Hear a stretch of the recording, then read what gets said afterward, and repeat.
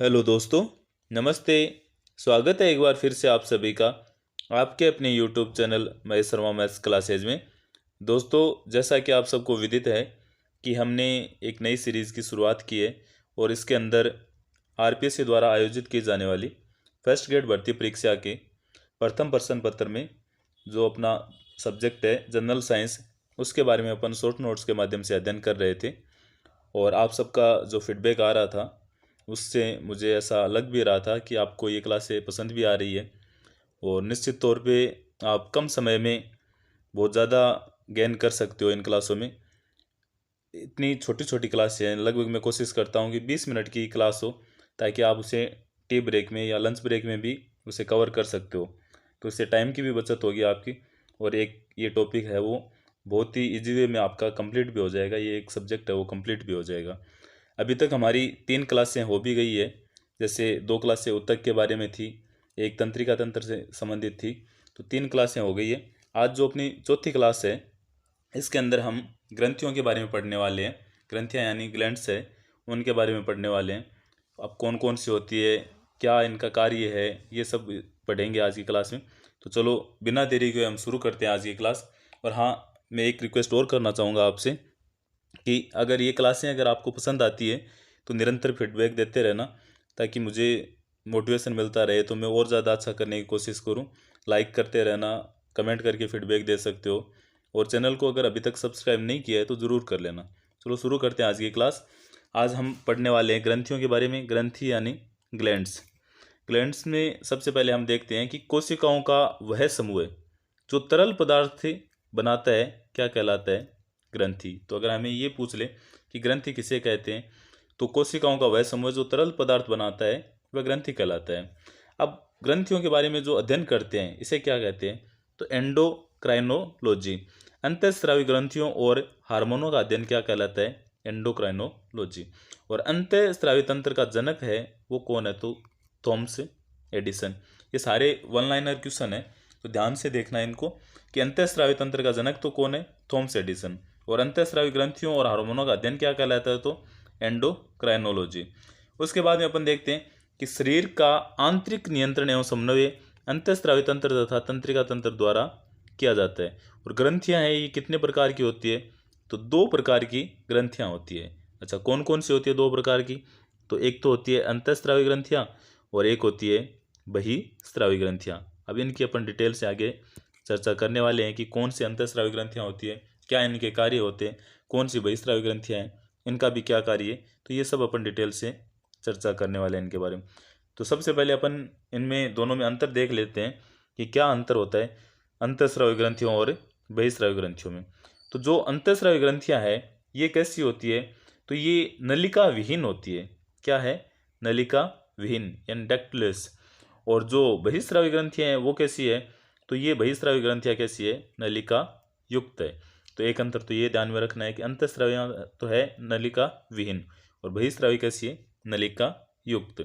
उसके बाद में जो अंतःस्रावी ग्रंथियां हैं ये क्या करती है? तो ये हार्मोन बनाती है। और जो बहिस्रावी है ये क्या बनाती है? ये एंजाइम बनाती है। उसके बाद में जो अंतःस्रावी ग्रंथियां हैं ये ग्रंथियां रक्त में हार्मोन स्रावित करती है। तो रक्त में हार्मोन स्रावित कौन सी ग्रंथियां करती है? अगर ऐसा क्वेश्चन पूछ ले तो हम क्या बताएंगे? अंतःस्रावी ग्रंथियां हैं ये रक्त में हार्मोन स्रावित करती है, अर्थात हार्मोन रक्त के माध्यम से कार्यस्थल तक पहुंचता है।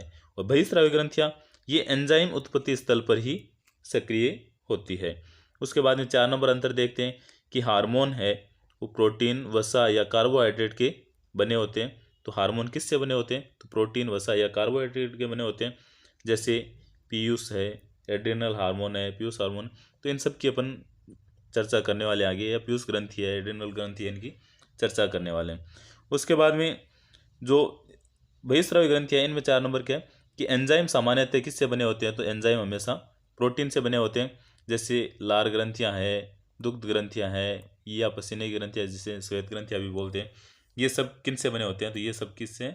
एंजाइम से बने होते हैं। ये हमने अंतःस्रावी और बहिस्रावी ग्रंथियाँ हैं इनमें अंतर के बारे में चर्चा की है।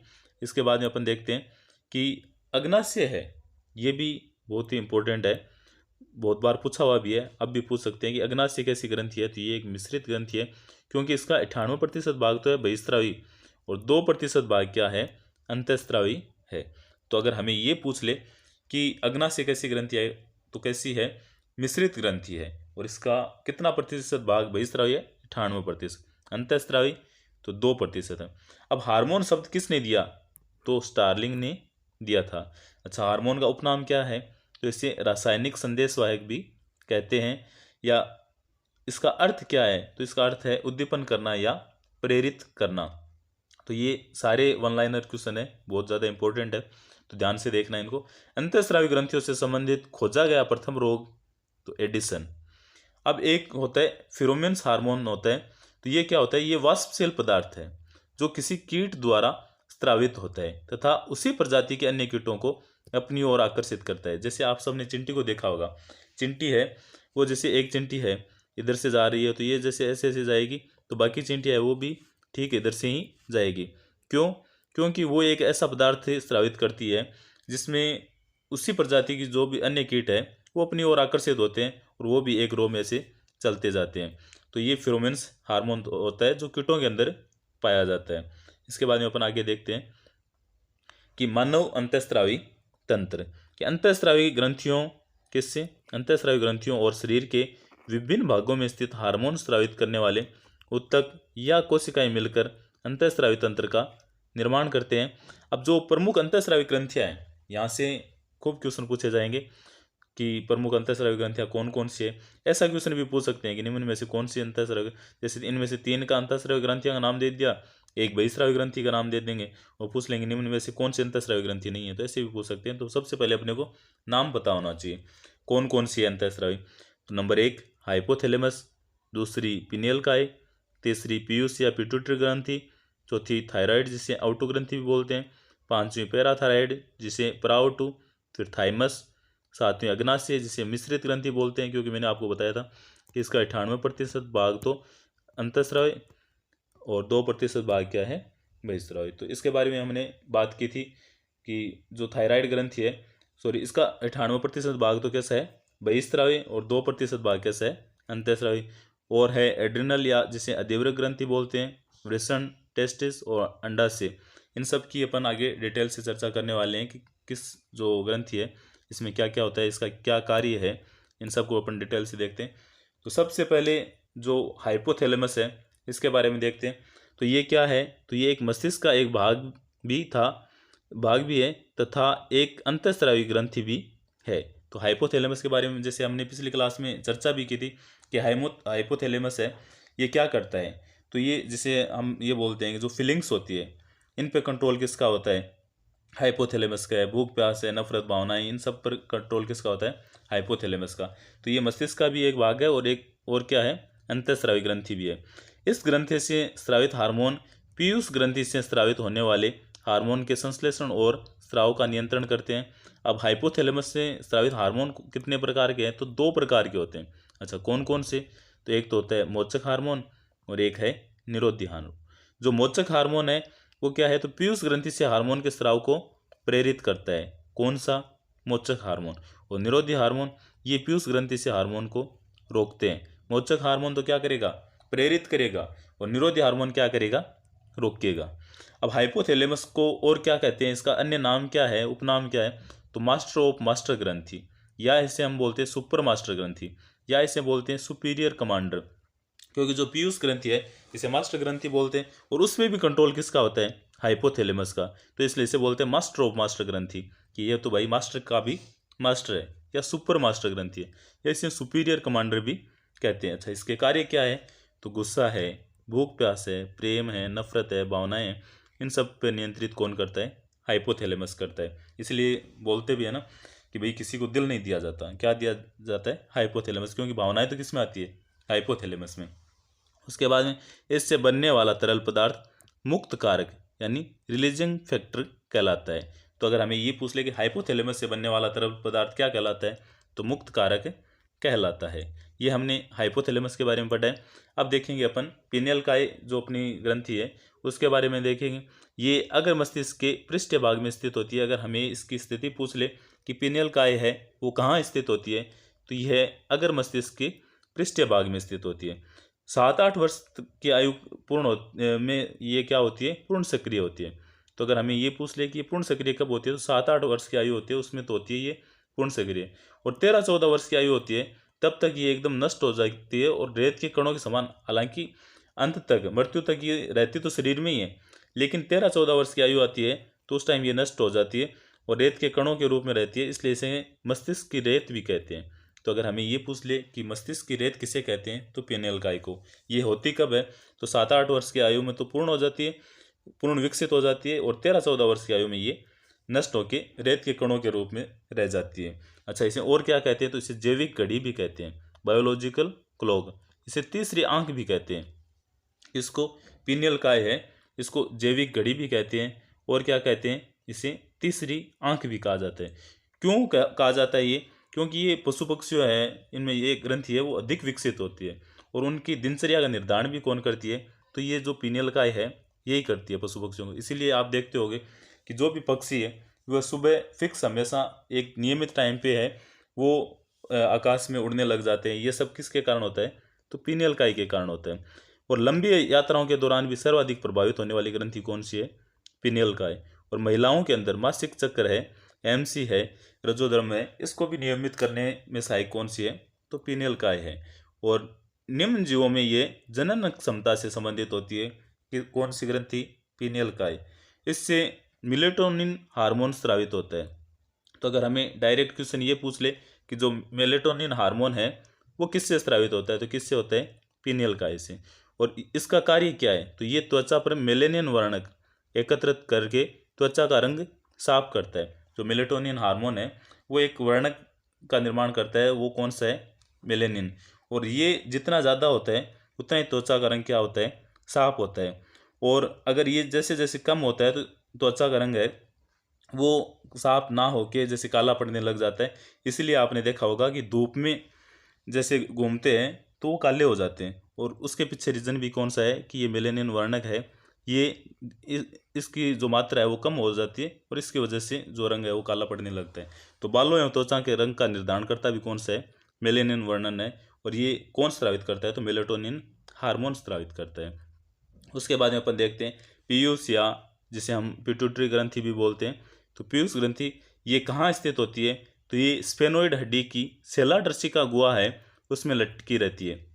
जैसे जो मस्तिष्क है उसके अंदर स्फेनोइड हड्डी होती है, उसकी जो सेलाटर्सिका है यहाँ ये इस टाइप से लटकी रहती है। जैसे ये यहाँ है ऐसे, और ये यहाँ मटर के जो दाना है उसके आकार की लटकी रहती है।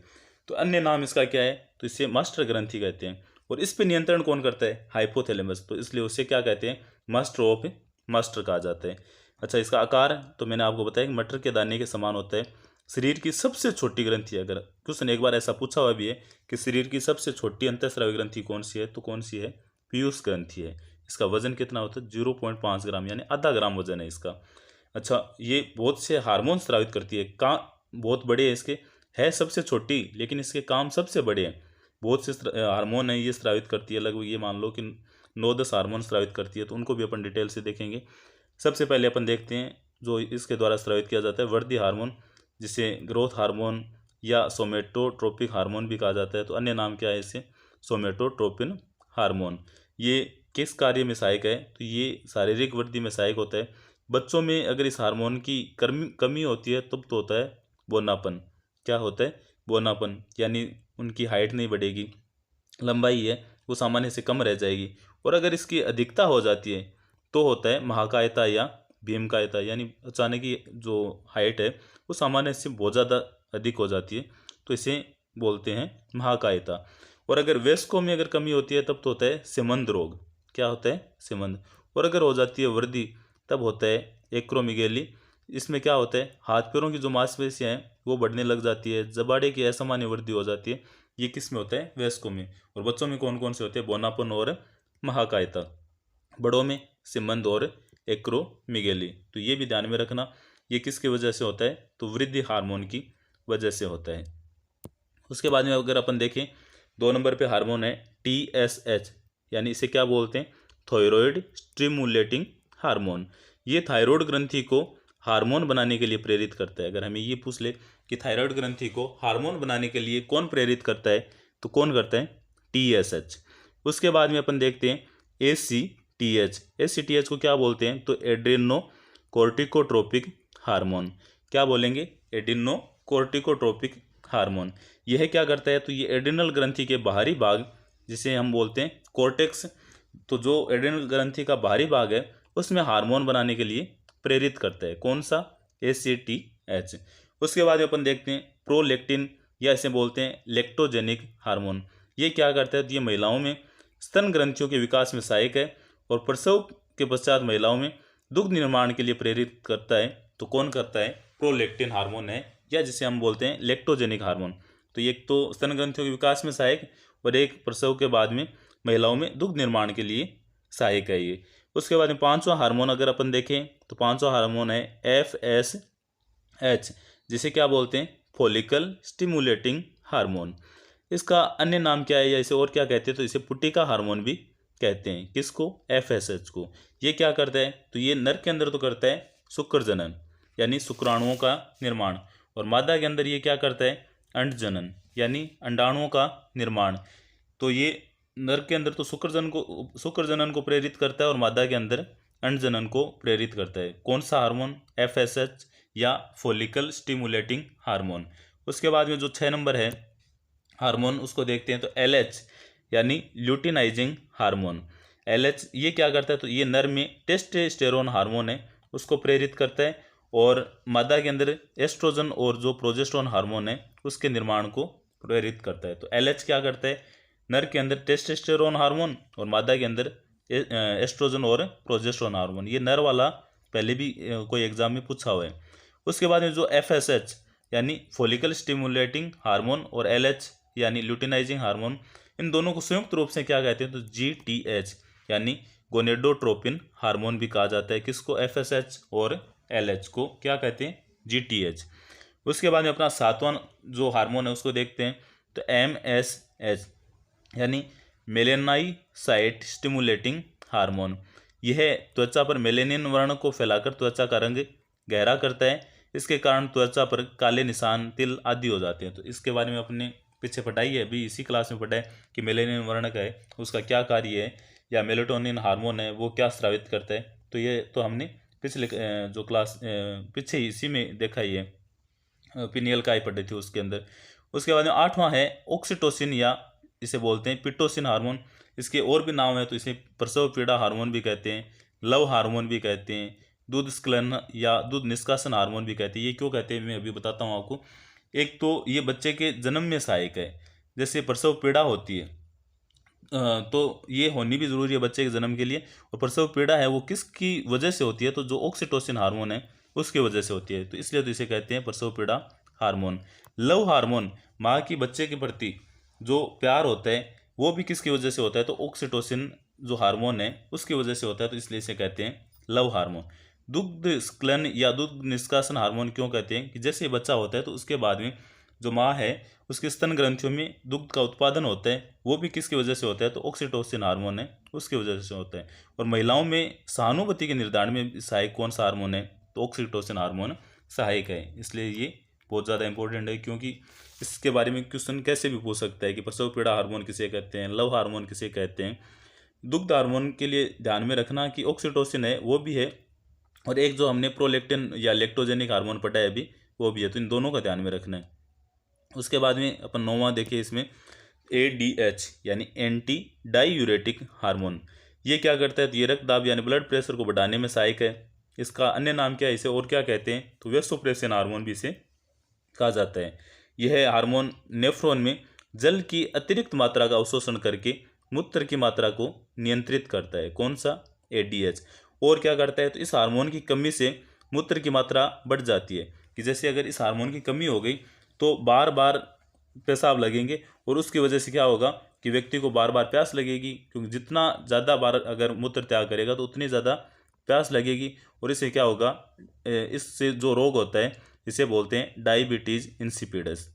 और अगर अत्यधिक चाय है या फिर अल्कोहल है, इनका बहुत ज़्यादा सेवन करते हैं तो इससे ADH की मात्रा है वो कम हो जाती है, और जिससे क्या होता है व्यक्ति को बार बार पेशाब लगता है, और उसकी वजह से कौन सा रोग हो जाता है, डायबिटीज इंसिपिडस। और जो मरुस्थलीय जीव है इनमें ये हार्मोन है वो अपेक्षाकृत अधिक पाया जाता है और इनकी वजह से इनको मूत्र त्याग करने की जो समस्या है वो नहीं होती, या मूत्र त्याग वो कम करते हैं, और जिसकी वजह से जो ये एडीएच हार्मोन है इसकी कमी नहीं होती है। उसके बाद में अपन जो अपनी नेक्स्ट ग्रंथि है उसको देखते हैं, थायराइड या आउटो ग्रंथि। कौन सी, थायराइड या आउटो ग्रंथि। ये कहाँ पाई जाती है, तो ये श्वास नली के दोनों ओर एच आकार में पाई जाती है। एक बार क्वेश्चन पूछा हुआ है कि थायराइड ग्रंथि का आकार कैसा होता है, तो कैसा होता है, एच आकार होता है। तो बहुत इंपॉर्टेंट है ये, तो इसको भी ध्यान से करना है। शरीर की सबसे बड़ी अंतःस्रावी ग्रंथि है कौन सी, थायराइड ग्रंथि। और सबसे छोटी अंतःस्रावी ग्रंथि कौन सी थी, जो मैंने अभी आपको बताया था, पीयूष या पिट्यूटरी ग्रंथि। उसका तो वजन था आधा ग्राम यानी 0.5 ग्राम था, और इसका वजन कितना है, तो 25 से 30 ग्राम वजन होता है। महिलाओं में अपेक्षा करती है ग्रंथि बड़ी होती है। इसका रंग कैसा होता है, तो इसका रंग होता है हल्का गुलाबी रंग होता है। इसको मुख्यतः थायरोक्सिन एवं कैल्सिटोनिन हार्मोन बनते हैं इससे, किससे, थायराइड ग्रंथि से। उसके बाद में अपन थायरोक्सिन के प्रमुख कार्य देखते हैं कि क्या क्या कार्य होते हैं इसके। तो एक तो ये आरबीसी के विकास में सहायक है। उसके अलावा बच्चे के शारीरिक एवं मानसिक विकास में भी सहायक है ये ग्रंथि। उसके अलावा ये किस में सहायक है, तो बीएमआर या आधारीय उपापचयी दर है, इनको बनाए रखने में भी सहायक है। और क्या है, तो किसी भी प्राणी को जीवित रहने के लिए आवश्यक न्यूनतम ऊर्जा स्तर बीएमआर, यानी बीएमआर किसे कहते हैं, तो कोई भी प्राणी उसको जीवित रहने के लिए जो आवश्यक न्यूनतम ऊर्जा स्तर होते हैं उसे बीएमआर कहते हैं। और यह हार्मोन कार्बोहाइड्रेट प्रोटीन के उपापचयन में भी सहायक है, कौन, थायरोक्सिन। उसके बाद में अपन देखते हैं और इसके कार्य की थायरोक्सिन की कमी से बच्चा है वो मंदबुद्धि हो जाता है, जिसे क्या कहते हैं, जड़ वामनता या क्रिटेनिज्म कहते हैं। वयस्क में थायरोक्सिन की कमी से शरीर में अनावश्यक सूजन आ जाती है, जिसे मिक्सिडिमा भी कहते हैं। और थायरोक्सिन की अधिकता से आंखें बड़ी एवं डरावनी हो जाती है, जिसे नेत्रोत्सेदी गलगंड या एक्सोफथेल्मिक गोइटर कहा जाता है, या इसे हम बेस्टाउ भी कहते हैं। उसके अलावा भी थायरोक्सिन के बारे में देखें तो थायरोक्सिन है वो आयोडीन युक्त हार्मोन है। कैसा है, आयोडीन युक्त। और आयोडीन की कमी से कौन सा रोग होता है, तो आप सबको पता होगा कि आयोडीन की कमी से कौन सा रोग होता है, तो गेंगा या गोइटर रोग हो जाता है। और जिसमें क्या होता है, तो थायराइड ग्रंथि है उसमें सूजन आ जाती है। और पहाड़ी जो लोग होते हैं उनमें गेंगा रोग है वो सबसे अधिक पाया जाता है। और जो समुद्री लोग होते हैं, समुद्र के आसपास रहने वाले हैं, उनमें सबसे कम जो ये गेंगा रोग है ये मिलता है, क्योंकि समुद्री उत्पाद है उनमें आयोडीन, ये समुद्री उत्पाद है वो आयोडीन के अच्छे स्रोत होते हैं, और इस वजह से उनमें ये गेंगा या गोइटर रोग है वो नहीं पाया जाता। और पहाड़ी लोग हैं उनमें सबसे ज़्यादा पाया जाता है। इसीलिए हम जो नमक लाते हैं वो कैसा लेके आते हैं, आयोडीन युक्त लेके आते हैं, क्योंकि ताकि ये जो थायराइड है या थायरोक्सिन ग्रंथि है ये अच्छे से काम करती रहे, या आउटो ग्रंथि है ये अच्छे से काम करती रहे। ये थी आज की क्लास, थोड़ी सी 3 मिनट बड़ी हो गई। बाकी जो भी ग्रंथियाँ बची है अपनी, उन सब का अपन नेक्स्ट क्लास में अध्ययन करने वाले हैं, जो भी अपनी ग्रंथियाँ बची है उनका, क्योंकि कोशिश यही रहती है कि 20 मिनट में ये क्लास है वो कंप्लीट करूँ, ताकि वो आप भी आराम से कर सको। आई होप आपको ये क्लास पसंद आई होगी। अगर अच्छी लगी है तो लाइक करना, कमेंट करके अपना फीडबैक दे सकते हो। और हाँ, अगर अभी तक चैनल को सब्सक्राइब नहीं किया है तो ज़रूर कर लेना, ताकि जो भी अपनी नेक्स्ट क्लास है वो आप सबको मिलती रहे। साथ में आप आईसीटी की भी क्लास देख सकते हो, वो भी पैरेलल चल रही है। और एजुकेशनल मैनेजमेंट की क्लासें हो गई है तो वो भी आप प्लेलिस्ट में जाके देख सकते हैं। आप सभी को थैंक यू, मिलते हैं अगली क्लास में।